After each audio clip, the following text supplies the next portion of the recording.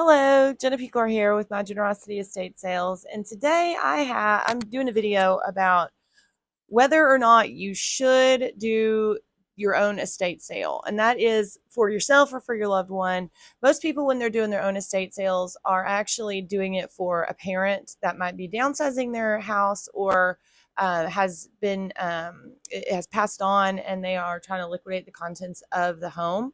And so the question is, how do you get rid of all the stuff? And should you have your own estate sale or should you hire a company? And those are great questions. So I put together a list of 7 different questions to ask yourself about whether or not you and your family are a good fit to do your own estate sale, or maybe think about hiring a company. So first and foremost is, do you and your siblings agree and get along? Are y'all on the same page about how you're going to be handling the estate? Have you decided who's taking what items, or have y'all spent a lot of time arguing over that? Are you all putting in the same amount of effort to have the sale, or is it falling on one particular sibling to handle all this by themselves? The way that you and your siblings get along with one another is going to be a very good indicator about whether or not you should do the sale or hire somebody else. Because if you do the sale together and you're not getting along, that could be a long several weeks while you're getting ready, and it could lead to a lot of infighting and hurt feelings and not a very good outcome. So something to consider. Second question is, are you physically able? So a lot of times people hire companies because they just physically can't do it. It's a lot of work. Whenever we put together one of our sales, it is intensive labor, usually for about 4 to 5 hours a day for several weeks. There's a lot of lifting, a lot of kneeling and getting up on ladders, moving things, heavy things around. And another thing to consider is, do you have a lot of allergies? Does dust bother you? Because that is something that is definitely bothersome to a lot of people. So that's a great question to ask yourself. The third question is, are you emotionally able to do your own estate sale?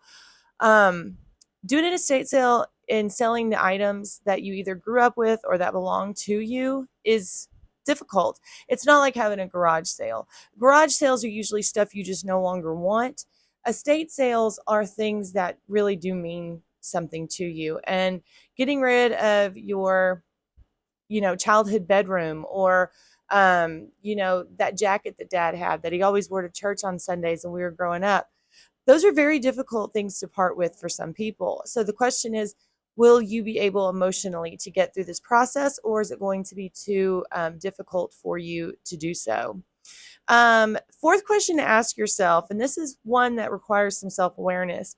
Are you a procrastinator? So if you've been the one that's been deemed, the one in charge of doing the estate sale for mom, are you able to keep yourself on a strict timeline about when the sale is actually going to happen, and then stay on task with making sure that you reach your goal?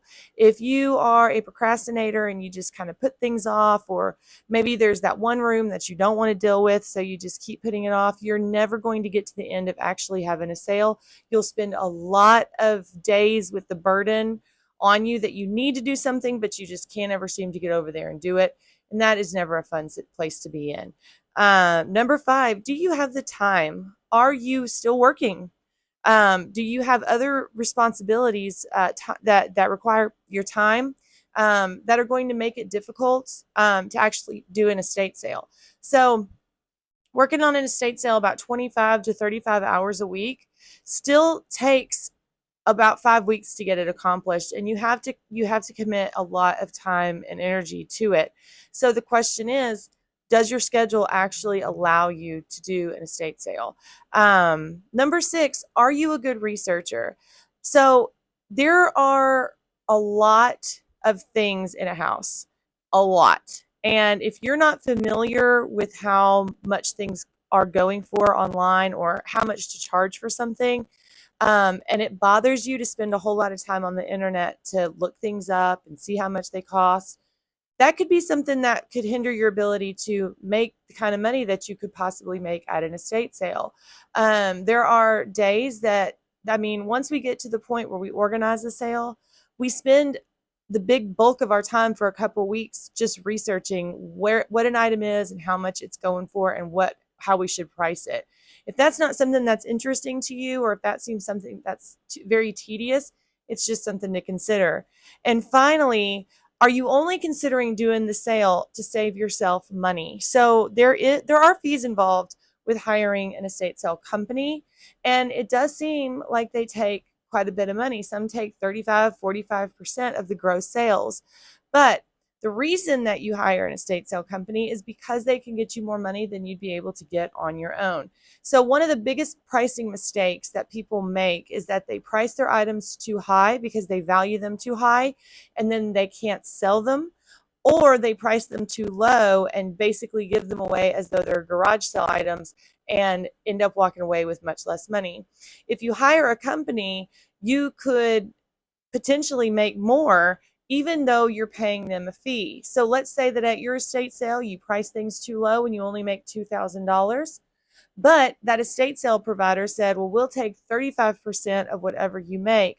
And because of their expertise and ability to negotiate and display items better, you make $5,000.